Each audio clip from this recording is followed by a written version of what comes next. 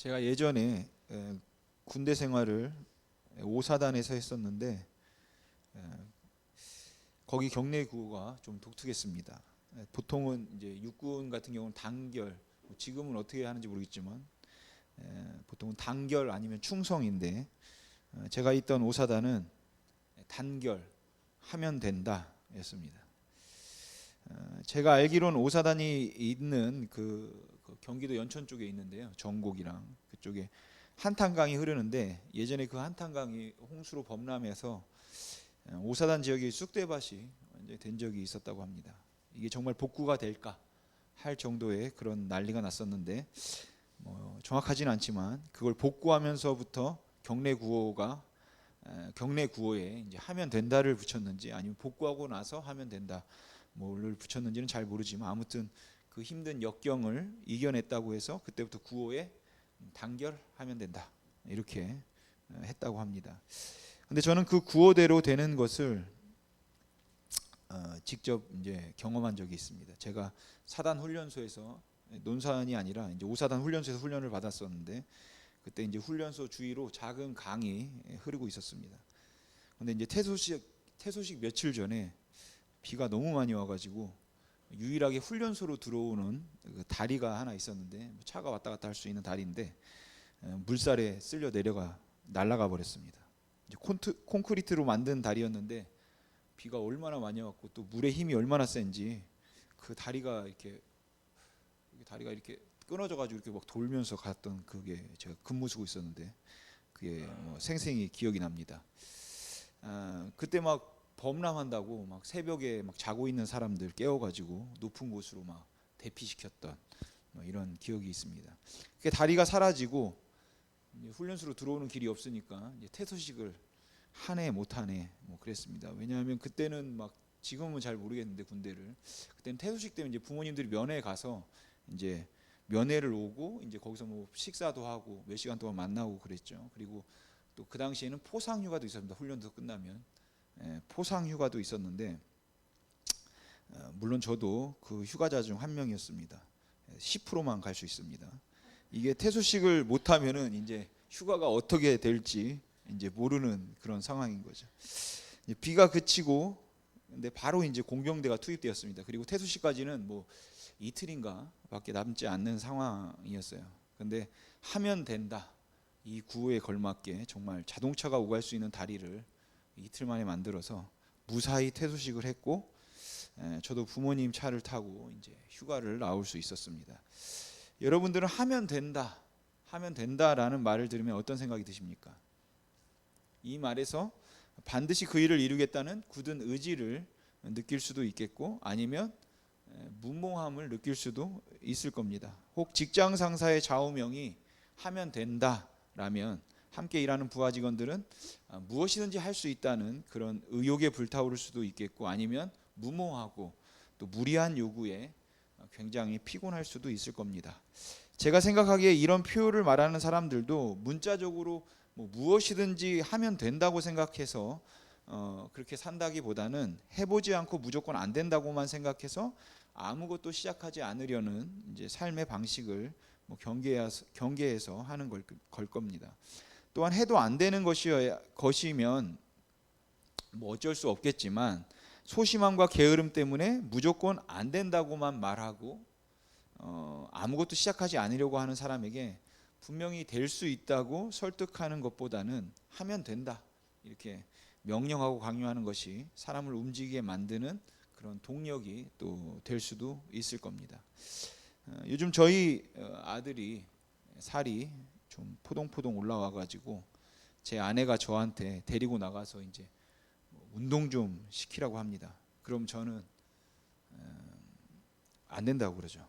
공기가 차서 운동하면 폐가 아프다, 시간이 없다, 지금 너무 늦었다 이유를 대면서 못하겠다고 합니다. 근데 사실 이건 의지력의 문제죠. 혼자 건강을 위해 운동을 하는 경우도 안 하려고 이유를 찾으면은 수만 가지 이유가 나옵니다. 결국 그러나 의지가 있으면 나가게 되죠. 사실 저는 하면 된다는 그런 의지력을 보인 적도 가끔 있습니다. 젊었을 때 10kg 이상을 감량했을 때도 그랬고, 잘 안 되는 일을 어떻게든 어떤 끝까지 해낼 때도 그랬고, 또 예전에 방 가구 배치를 바꿀 때도 그랬습니다. 예전에 아이들 2층 침대를 샀었는데 그 2층 침대가 보통은 이제 분리된 것을 가지고 와서 배송하시는 분이 방 안에다가 이제 다 옮겨다 놓고 방 안에서 이제 조립합니다. 그래서 이제 보통 조립하고 나면은 방문이 웬만하게 크지 않고는 나올 수가 없어요. 2층 침대가 그 프레임 자체가 그대로는 나오지가 않습니다. 그 당시 이제 에어컨이 저희 큰 방에만 있었는데, 그래서 아이들 방을 이제 큰 방으로 옮겨야겠다고 생각하고 2층 침대를 옮기려고 하니까 매트리스는 나오는데 침대가 안 나오는 거예요. 못 빼는 거죠. 그래서 아내랑 같이 옮기려고 하다가 포기하고 아내는 출근을 했습니다. 그러고 나서 저는 혼자서 궁리하다가 이걸 다 분해해야겠다. 분해해서 옮겨야겠다. 그래서 분해하려고 보니까 이게 또 나사못이 십자 일자가 아니고 육각이더라고. 그래서 이게 전동 드라이버에 육각이 없어가지고 이제 전동 드라이버도 쓸 수가 없는 겁니다. 그래서 손수 그 조그마한 육각 렌치로 제가 일일이 다 풀어서 분해해서 옮기고 다시 큰 방에 가서 다시 또 일일이 손으로 다시 조립했습니다. 하면 됩니다. 근데 이 말도 여러분 되도록 이렇게 하는 길이 있다는 확신이 있을 때 가능한 말입니다. 저는 사실 하면 된다는 좌우명이 의지력을 의미하는 것이라면 이런 좌우명을 가지고 또 이런 자세로 살아가는 분들이 굉장히 또 존경스럽습니다. 왜냐하면 어떻게든지 되게 만들겠다는 의지가 보이기도 하고 또 그 삶에 대한 열정, 또 의욕이 보이기도 하기 때문입니다. 그런데 이 좌우명이 아주 위험하게 들릴 때가 있습니다. 목표를 이루기 위해서는 수단과 방법도 가리지 말라는 말로 들릴 때 이제 그렇다라는 것이죠. 세워진 목표가 있고 그 세워진 목표를 정상적인 방법으로는 도저히 이룰 수 없을 때 사람들은 편법을 생각하게 되고 그리고 타협을 생각하게 되는데, 이 목표 달성을 위한 타협은 그 목표 달성이라는 목적 때문에 이제 불가피한 것이 되고 또 언제든지 정당화될 수 있다고 보는 경향이 있다는 것이죠. 여러분, 치열한 경쟁 사회를 살아가고 있는 현대인들에게 세뇌되어 있는 가치 중에 하나는 되는 게 옳은 거다라는 것입니다. 안 되는 게 다 틀린 거고 되는 것이 옳은 겁니다. 그렇기 때문에 사람들은 성실하고 진실하게 살았어도 부자가 못 되었으면 그러면 실패한 겁니다. 그래서 사람들은 묻죠. 그러니까 그 사람이 뭐가 됐는데, 그래서 결과적으로 이루어 놓은 게 뭔데, 그리고 그 질문 앞에 우리는 아무리 최선을 다하고 살았어도 아무리 열심히 살았어도 이제 주눅이 들게 되어 있습니다. 그래 열심히 성실히 진실하게 잘하는 건 좋은데, 그래서 그 교회 교인이 몇 명인데, 그러니까 그것이 옳은가 보다는 그것이 될까를 묻고 싶어 한다는 거죠. 그래서 사람들은 되는 것만 하려는 경향이 있습니다. 그러기에 아무리 열심히 살고 최선을 다했어도 아무리 수고를 했어도 결과를 보여줄 수 없을 때 사람들은 낙심하게 됩니다. 왜냐하면 그것은 곧 실패를 의미하기 때문에 그렇죠. 그리고 그렇게 결과가 보이지 않아서 낙심할 때 사람들이 보일 수 있는 현상들은 여러 가지가 있겠다고 생각하는데, 오늘 본문을 통해서 저는 여러분과 그 낙심의 현상 중에 두 가지 정도만 좀 생각을 해보고 싶습니다. 오늘 본문에서 바울은 하나님의 긍휼하심을 따라 그의 사역승에 낙심하지 않는다 이렇게 고백을 하고 있습니다. 물론 아주 잘 되는 일이라고 할지라도 의미를 찾지 못할 때 사람들이 낙심하는 경우도 있기는 하지만, 사람들이 무언가를 열심히 하다가 낙심하는 큰 이유 중에 하나는 이미 말씀드린 것처럼 안 되기 때문에 그렇습니다. 기도를 해도 응답이 안 되면 낙심이 되고, 믿음으로 살려고 애를 써도 자꾸 흔들리고 넘어지면 낙심이 되고, 선을 행하지만 선을 행해도 결과가 달라지지 않으면, 상황이 달라지지 않으면 사람들은 낙심합니다. 그리고 이렇게 사람들이 낙심했을 때 보일 수 있는 현상 중 하나가 있다면 그것은 바로 포기, 체념입니다. 바울이 오늘 본문에서 사용한 이 낙심하다라는 단어를 갈라디아 6장 9절에서 한번 사용한 적이 있었습니다. 거기에서 바울은 말하기를 선을 행하다가 낙심하지 말지니 포기하지 아니하면 때가 이름에 거두리라 라고 말합니다. 그래서 낙심하지 않는다는 것과 포기하지 않는다는 것을 동의어인 것처럼 이제 그렇게 사용하고 있는 것을 볼 수 있습니다. 굳이 그 헬라어 원어적인 의미를 따지지 않는다 할지라도 낙심하다라는 단어에서 하던 일을 멈추지 않고 하던 일을 계속하고 멈추지 말며 맡은 책무를 소홀히 하지 말라고 하는 의미를 유출해내는 것은 뭐 그리 어려운 일은 아닙니다. 여러분, 낙심하지 말라는 말은 단순히 우울해하거나 자신이 없어하거나 혹은 위축되지 말라는 이제 그러한 감정을 가리키는 단어는 아닙니다. 물론 일이 잘 되지 않으면, 그리고 원하는 대로 뭐 그렇게 일이 풀리지 않으면 누구나 그런 감정을 가지게 되어 있습니다. 하지만 그 감정 자체가 낙심이 아닙니다. 그럼에도 그 감정은 위험하다라는 것이죠. 왜냐하면 그 감정 때문에 하던 일을 안 할까 봐 그렇습니다. 그래서 그 감정을 경계해야 하는 것이죠. 그러니까 낙심하지 말라는 말은 단순히 그런 감정을 가지지 말라는 말을 하고 있는 것이 아니라 그런 감정 때문에 하던 일을 멈추지 말라라는 의미인 것입니다. 제가 누군가에게 너무 낙심하지 마세요라고 말을 했다면 이 말은 우울함이나 슬픔을 느끼면 안 된다, 뭐 그런 말이 아니고 그 열악한 환경 가운데서 좌절하거나 근심을 갖게 되는 마음을 가져서는 안 된다는 말이 아니라 그런 마음들 때문에 그 일을 그만두면 안 된다, 그런 의미인 것입니다. 그래서 아마도 이거 멈추지 마십시오 하는 말이 낙심하지 말라, 이 의미일 것입니다. 여러분, 결과가 보이지 않으면 자신을 잃을 수 있고 원하는 대로 되지 않으면 의심할 수도 있지만 그런 마음을 극복해서 포기하지 않고 계속할 수 있는 것, 그것이 바로 낙심하지 않는 것입니다. 근데 사실 오늘 여러분들과 좀 더 주목해서 또 집중해서 생각해 보고 싶은 것은 이 낙심의 또 다른 현상인 타협입니다. 만일 바울이 우리와 같은 성정을 가지고 있었다면 아마도 그를 오해한 사람들의 비난을 받았을 때, 그리고 이유 없이 고난과 또 어려움을 당했을 때 그 마음이 상하기도 하고 또 그만두고 싶은 마음도 들었을 것입니다. 물론 정말로 바울이 그런 마음이 들었을지, 그런 마음을 가졌을지는 뭐 잘 모릅니다. 그러나 만약 제가 그런 상황이었다면 그럴 것 같다는 것이죠. 열심히 했는데도 불구하고 사람들이 알아주지 않거나 더 나아가 알아주지 않을 뿐만 아니라 오히려 오해를 해서 그 열심에 아무런 결과도 아무런 열매도 내지 못했을 때 제 마음속에 드는 첫 번째 생각이 있다면 그것은 그만하자일 겁니다. 이제 그만두자. 아마도 그런 마음이 제일 먼저 가질 수 있는 그런 마음일 것 같아요. 근데 그것뿐만이 아닐 것 같습니다. 그것을 그만둘 수 있는 상황이 아니라면 오직 그리스도만을 말함으로 굳이 다른 사람들과 불편한 관계를 가질 이유가 있을까라는 그런 회의, 또 의심이 생기기 시작할 겁니다. 여기저기서 자꾸만 원수들이 생기고 또 사역이 힘들어지고 다른 교인들까지 힘들어하고 있는 모습을 보면서 드는 생각은 낙심이 되는 거죠. 그리고 이렇게 낙심이 되고 나면 본질과 비본질의 구분이 이제 불확실해지기 시작하고 목적을 이루기 위한 수단이 이제 합리화되기 시작합니다. 처음부터 그랬던 것은 아니지만 원칙대로 하면 변하지 않기 때문에 변질되는 겁니다. 그래서 사람들이 할 수 있는 일은 타협을 하는 거죠. 안 되면 되게 하기 위해서, 잘 안 될 때는 어쩔 수 없이 타협을 하기도 하는 겁니다.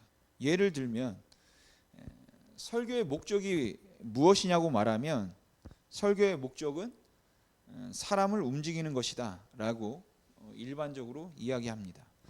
제가 이렇게 설교를 하는 이유도 바로 사람들로 하여금 움직이도록 하기 위해서입니다. 근데 이 설교로 사람을 움직이는 게 정말로 힘이 듭니다. 잘 안 되죠. 그래서 일반적으로 설교자들이 머리에서 가슴까지의 거리가 너무 멀고, 그리고 가슴에서 손까지의 거리는 그 2배다라는 이야기를 합니다.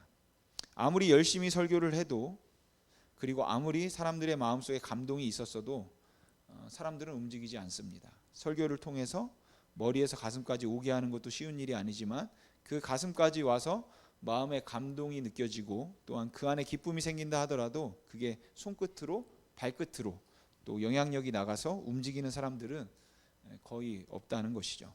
그래서 목사들이 설교를 하면서 교인들이 설교 좋았다고 은혜 받았다는 말에 머리에서 가슴까지만이라도 왔으니까 위로가 되기도 합니다. 근데 그건 설교의 목적이 아니죠. 원래 설교의 목적은 그게 손까지 가야 하는 겁니다. 근데 안 됩니다. 그래서 아무리 열심히 설교를 해도 교인들이 감동을 받았다고 해도 움직이는 사람이 없으면 낙심하게 됩니다. 예수 그리스도의 복음의 은혜를 말하는데 사람들이 움직이지 않습니다. 그리고 이럴 때 드는 생각이 바로 타협입니다. 천국 백성으로 영원한 나라의 소망을 두고 이 땅을 살아가는 제자로서의 사명에 관해서 말해도 아무도 꿈쩍하지 않더니 예수 잘 믿고 교회 봉사 열심히 하면 하나님께서 복을 주셔서 자자손손 대대로 잘 될 것이라는 말을 했더니 사람들이 움직이기 시작하는 겁니다. 11조 하지 않고 교회에 충성하지 않으면 하나님의 심판이 임할 것이라고 했더니 사람들의 움직이기 시작합니다. 하나님은 우리의 신음을 들으시고 기도를 통해서 하나님은 우리와 교제하기를 원하신다는 말에 기도하고 싶다는 동력도 또 기도하려는 그 움직임도 일으켜내지 않지만 하나님 앞에 부르짖고 기도하면 모든 소원을 다 이루어 줄 것이라는 그 말에는 사람들이 기도하더라는 것이죠. 제가 이해하기에는 교회는 처음부터 성장을 추구하지 않았습니다. 어쩌면 지금도 이 성장을 추구하고 있는 교회는 없다고 말하는 것이 맞을지도 모릅니다. 왜냐하면 교회들은 항상 하나님 나라의 확장을 기대하고 하나님 나라의 확장을 위한 사명을 가지고 있었기 때문입니다. 다만 교회의 성장은 곧 하나님 나라의 확장이라는 그 잘못된 공식을 가지고 있었을 뿐이죠. 바로 그런 이유 때문에 성장을 위한 다양한 수단과 방법을 추구했지만 그것들은 그렇게 나쁘지 않다 이렇게 생각을 한 것이에요. 왜냐하면 결과적으로는 하나님의 나라가 확장될 수 있기 때문에 그런 것이죠. 근데 왜 사람들은 그렇게 방법과 수단을 바꾸어야만 했을까요? 복음의 은혜만으로는 교회가 성장하지 않는 것 같기 때문입니다.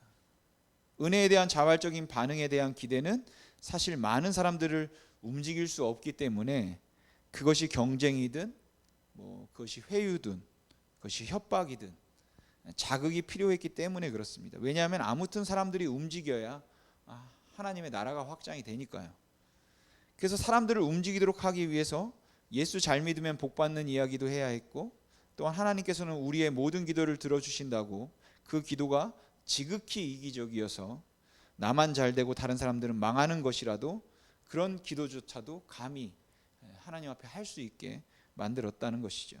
그래서 저는 이 타협이 낙심의 결과로 나타나는 현상이다라고 생각합니다. 오늘 본문 2절에서 바울은 이렇게 말합니다. 우리 같이 읽어보겠습니다. 시작. 이에 숨은 부끄러움의 일을 버리고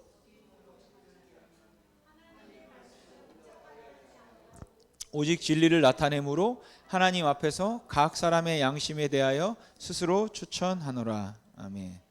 여러분 1절에서 바울이 낙심하지 않는다고 말한 것은 사실 어떻게 하면 그의 사역이 편할 수 있는지를 알았지만 그렇게 하지 않았다는 반증적인 고백입니다. 그래서 2절에서 하나님의 말씀을 혼잡하게 한다면 그리고 그 사람들을 조금 속여서 적당히 말한다면 고난당하지 않고 이 사역에 진보가 있을 수도 있겠지만 우리가 그렇게 하지 않고 낙심하지 않겠다라고 하는 말은 우리는 그렇게 타협하지 않기로 했다라는 바울의 고백인 것입니다. 여러분 율법의 요구를 지킴으로써가 아니라 오직 그리스도의 은혜만을 통하여 구원이 가능하다고 말했을 때 바울의 그 사역은 아주 힘들어졌습니다. 유대인들에게는 이방인 취급을 받아야 했고 또 같은 동료 그리스도인들에게는 방종을 주장하고 묵인하는 반율법주의자라는 그런 비난을 받아야 했습니다. 물론 실용주의적인 입장에서 보자면 은혜만 이야기하면 사람들이 누가 거룩하게 살려고 하겠냐. 오직 예수 그리스도께서 우리를 위하여 죽으셨으니 그 은혜에 감사하며 그 은혜에 합당한 삶을 살기 위해 절제합시다, 경건하게 삽시다 라고 말하면 그것만 말한다면 누가 그렇게 살겠냐 라는 말이 맞는 말입니다. 그러니까 그렇게 살지 않으면 하나님의 벌이 임할 것이라고 말하고, 그렇게 사는 사람들에게는 하나님의 복이 임하여서 형통하게 될 것이다, 이렇게 말해야 그렇게 살지 않겠냐라는 것이죠. 근데 그 말이 맞습니다. 이 땅에서 형통을 말하지 않고 천국에 소망을 둔 나그네로 고난을 받으라고 말하면 예수 믿을 사람이 어디 있겠냐는 말이 너무나도 맞는 말이라는 것이죠. 율법주의자들과 너무 각을 세우지 말고 그냥 그들의 말을 어느 정도 수용하고 포용해서 사이좋게 지내라는 말도 너무 맞는 말이었습니다. 그런데 바울은 낙심하지 않기로 했다라고 했습니다. 결과가 잘 보이지 않더라도, 아니 결과적으로 그것이 더 나를 힘들게 만드는 것이라 할지라도, 더 불편해져도 속이는 말을 하지 않겠다고 했고, 말씀을 혼잡하지 않게 하기로 했고, 또 옛날에 성공과 출세를 갈망해서 그 시대에 사용하던 그런 부끄러운 일들을 더 이상 사용하지 않기로 했다는 것입니다. 지금 우리가 살고 있는 이 세상에서 믿음으로 사는 것도 마찬가지라고 생각합니다. 이 세상에서 믿음으로 사는 일이 결과가 확실하고 그리고 빨리 보이는 일이라면, 그렇다면 믿음으로 사는 게 뭐 그렇게 낙심할 만한 일이겠습니까? 근데 믿음으로 사는 게 낙심이 될 만한 일이라는 것이죠. 믿음으로 사는 것이 우리를 낙심하게 만드는 큰 이유 중에 하나가 있다면 믿음으로 사는데 안 된다는 것입니다. 왜냐하면 세상도 바뀌지 않고 나도 바뀌지 않는 것 같기 때문이죠. 여러분, 제가 기도하면 무슨 기도든지 3일 만에 응답이 된다면 왜 제가 기도 안 하겠습니까? 그렇게 바로 응답되는데도 기도하지 않으면 그게 이상한 사람 아니겠습니까? 제가 기도를 하지 않는 이유는 정말 안 한다는 게 아니니까 오해하지 마시고, 제가 기도를 하는데 낙심이 되는 이유가 있다면 기도를 해도 안 된다는 거예요. 제가 하나님 앞에 범죄하지 않고 순결함으로 일주일을 보내고 난 후에 설교를 하면 어김없이 변화의 역사들이 나타난다면 제가 순결함으로 살지 않겠습니까? 제가 하나님 앞에 마음을 정하고 정말 의로운 길로 갈 때 주님께서 제 앞길에 형통하게 해주셔서 환난이 없게 하시고 모든 것이 잘 풀리게 해주신다면 의로운 길로 가는 것이 뭐 그렇게 힘든 일이겠습니까? 형통만 보장되어 있다면. 그렇다면 낙심될 일이 없을 겁니다. 물론 인간의 악한 죄성이 그런 경우라 할지라도 저를 교만하게 만들고 넘어뜨릴 수 있음은 인정하지만, 믿음대로 살아서 결과가 분명하고 확실할 뿐만 아니라 그 결과가 정말 눈에 보이게 가시적이라면 믿음으로 사는 건 그렇게 낙심될 일이 아닐 수도 있습니다. 아니, 반대로 그렇게 살지 않는 게 어리석은 것이죠. 근데 그렇지가 않죠. 선을 행하는데도 결과가 보이지 않을 때가 더 많고, 선을 행하면 오히려 악으로 돌아오는 경우들이 더 많고, 원칙대로 살자면 너무 힘들기만 했지 도대체 되는 일이 없다는 겁니다. 그래서 사람들은 포기하고, 그래서 사람들은 타협하게 됩니다. 여러분, 아무리 해도 안 되는 일인데 여러분 그 일을 계속하실 수 있겠습니까? 그나마 옛날에는 성실함과 꾸준함의 가치를 부여하던 시대에는 되든 안 되든 꾸준한 것에 의미를 부여할 수 있었으니까 이제 그래도 괜찮았습니다. 옛날에는 성공보다 중요한 것은 꾸준함이다, 이렇게 배웠으니까요. 그러니까는 그냥 꾸준히 열심히 하는 것만도 가치 있는 일이었는데, 우리가 사는 이 현대에는 꾸준함은 미련함이고 무모함입니다. 그러니까 낙심하지 말라는 말이 결과가 보이지 않아도 끝까지 선을 행하고 끝까지 타협과 변질을 용납하지 말라는 말이라면 현대인들에게는 절대로 익숙한 개념이 아니라는 것이에요. 현대인에게 익숙한 말은 안 되는 일은 일찍 포기하라든지, 안 되는 일은 어떻게든지 되게 하라든지 하는 말이지, 안 돼도 계속하라는 말은 현대인들에게 맞는 말은 아닙니다. 근데 바울은 낙심하지 않는다고 했습니다. 그러니까 바울은 안 되는 줄 알면서 계속 했다는 것이에요. 근데 여기까지 설교를 들으시면 아마 의문이 생겨서 여러분이 반론을 제기할 수 있을 거라고 생각합니다. 그게 뭐냐면 낙심하지 말라는 말이 포기하지 말라는 말이고 타협하지 말라는 말인 것은 알겠는데, 그렇다면 그 낙심하지 않음이 고집이나 혹시 무모함일 수도 있지 않습니까? 그걸 어떻게 구분할 수 있습니까? 라는 것이죠. 여러분, 결과가 나타나지 않음이 나의 무능 때문이거나 아니면 방향이 잘못되어서인 경우들도 틀림없이 있을 겁니다. 그리고 그걸 끝까지 고집하고 주장할 때 주변에 있는 사람들이 얼마나 힘들어하고 피곤해하는지 우리는 잘 알고 있습니다. 근데 자칫 낙심하지 말라는 말을 하던 일을 계속하라는 의미라고 생각하면, 근데 그 일이 잘못된 것이라면 그것이 얼마나 피곤하고 또 얼마나 그릇될 수 있냐를 우리가 생각하실 수 있다라는 것이죠. 근데 여러분이 오늘 제 말을 오해해서, 그래서 여러분이 제 말을 오늘 오해해서 무조건 포기하지 않는 것이 좋은 것이라는 의미로 그렇게 이해하지 않았으면 좋겠습니다. 오늘 본문은 그런 경우들에 관해서 언급하고 있는 것이 아닙니다. 그런 애매한 상황에서 그냥 자기가 가지고 있는 소신과 고집을 무조건 끝까지 관철시키도록 하라든지 계속하라는 것을 말하는 것은 아닙니다.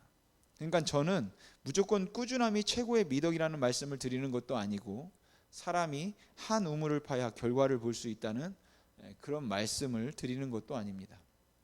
오늘 본문에서 바울은 모든 그리스도인들이 인정하는 바 예수 그리스도의 절대적인 이 은혜의 진리, 그리고 그 고백에 합당한 삶의 자세를 말하고 있는 것입니다. 그러니까 바울이 말하고 있는 경우는 너무 확실한 진리라서 반드시 결과가 나타나야 함에도 불구하고 나타나지 않는 경우, 이것을 말하고 있는 것이에요. 하나님의 약속을 믿고 기도하는데 왜 안 되죠? 하나님의 말씀을 믿고 말씀에 순종하며 살려고 하는데 왜 변하지 않습니까? 내가 너무 부족해서 그런 건가요? 아니면 내가 뭔가 잘못해서 그런 걸까요? 물론 그럴 수도 있습니다. 그래서 항상 자신을 살펴보고 돌아볼 수 있는 청결한 양심이 우리에게 필요하고, 그것을 분별할 수 있는 지혜가 필요하다라는 것을 인정합니다. 그런데 그렇게 안 되는 또 다른 이유가 있다는 것을 바울은 말하고 있다라는 것이에요. 그리고 바울이 절대로 낙심할 수 없었던 이유는 바로 그 또 다른 이유 때문에 그런 것입니다. 그건 바로 사탄의 방해입니다. 사탄이 계속 방해하고 반대하고 있기 때문에 그 일들이 잘 안 되는 경우가 있다라는 것이죠. 오늘 보면 3절과 4절에서 바울은 이렇게 말하는데, 우리 같이 한번 읽어보겠습니다. 시작. 만일 우리의 복음이 가리였으면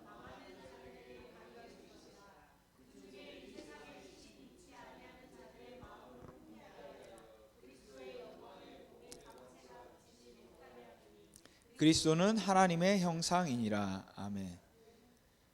여러분, 이런 이유라면 우리는 절대로 포기할 수 없는 겁니다.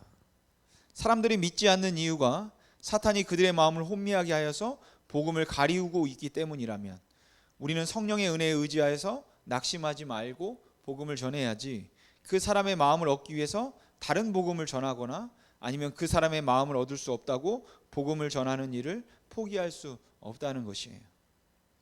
교회가 성장하지 않는다고 복음이 아닌 번영과 성공을 보장해 주는 말을 하면 안 된다라는 거죠. 차라리 성장하지 않아도 복음을 전하는 것이 복음이 아닌 다른 것을 말함으로 성공하는 것보다 더 낫습니다. 그렇다고 여러분, 제가 지금 우리의 잘못을 사탄에게 전가시키고 있는 것은 아니니 여러분 오해하지 마시기 바랍니다. 우리의 게으름 또 우리의 욕심이 다 사탄이 준 것이라서 우리에게는 책임이 없고, 우리의 불신도 우리의 책임이 아니라 사탄의 책임이라는 말씀을 드리고 있는 게 아니에요. 제가 드리는 말씀은 그럼에도 사탄의 방해가 틀림없이 있다는 것입니다.